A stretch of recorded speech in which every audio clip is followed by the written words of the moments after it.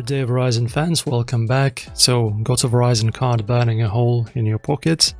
I'm showing you how to redeem it for phones, accessories or bills.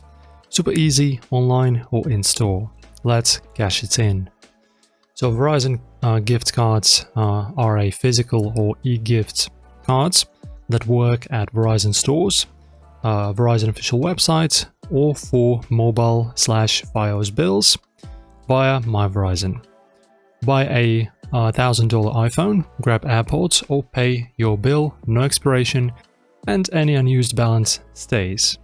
Can't use them at authorized retailers like Best Buy though.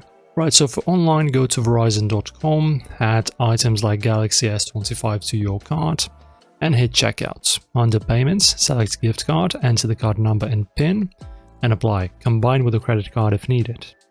In-store, hand the card to the cashier at a Verizon-owned store, simple as that.